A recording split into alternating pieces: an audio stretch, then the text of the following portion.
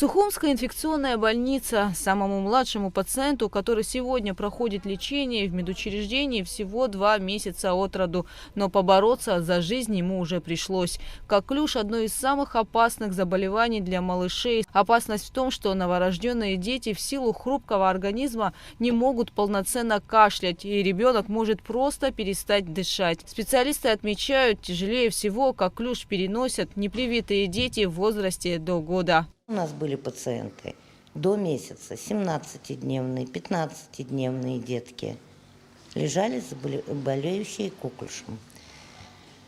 Болезнь в таком возрасте протекает крайне тяжело.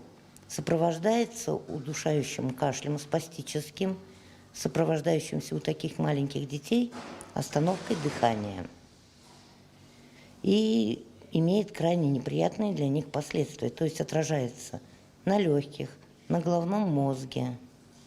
Появляется гипоксия. Многие дети нуждаются в дотации кислородом.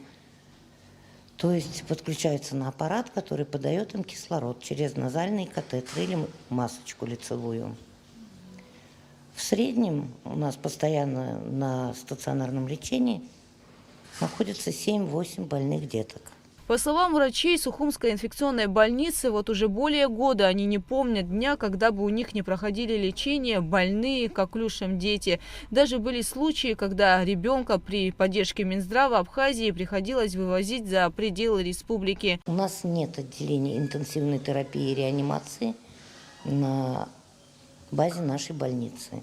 И тяжелые дети, которые становятся реанимационными, они выезжали за пределы Абхазии. Коклюш – это быстро распространяющаяся воздушно-капельная инфекция, и поэтому болеют семьями как непривитые родители, так и их непривитые дети.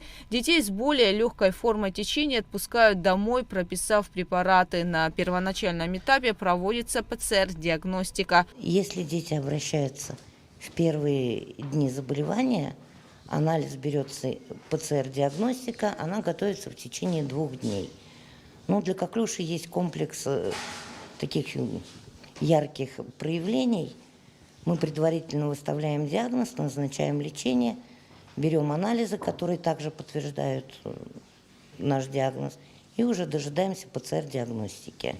За 2023 год коклюшем в Абхазии заболел 691 человек, из них 40 взрослых. По словам главного санитарного врача страны Аллы Беляевой, это очень высокий показатель, и ситуация крайне неблагополучная. Ведь в 2022 году было всего 5 случаев заболевания коклюшем. Из-за массового отказа от вакцинации в республике отсутствует коллективный иммунитет. Ситуация связана с тем, что люди не прививают своих детей. Коклюш – это вакциноуправляемая инфекция. Если привиты все те, кто могут быть привиты,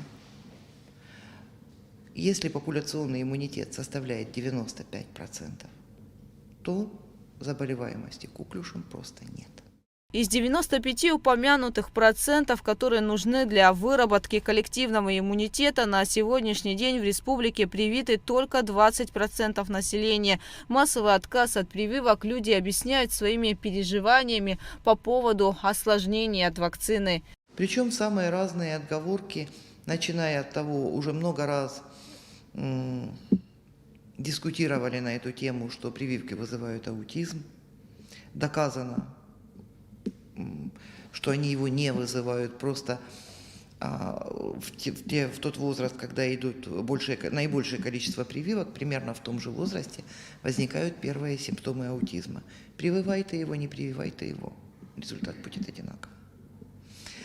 А дальше наши граждане, еще одна отговорка, что мы не знаем какие-то вакцины, хотя те вакцины, которые у нас идут бесплатно, в той же России люди приобретают эти вакцины за свои деньги. Больше всего родители переживают по поводу современных обновленных вакцин, считая, что они не могут заменить советские. Однако, по словам специалистов, бояться нечего, они изготовлены по тому же методу.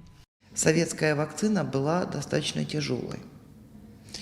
Для ребенка первых месяцев жизни за счет именно коклюшного элемента там использовалась убитая цельная бактерия коклюша. И из-за этого она переносилась достаточно тяжело.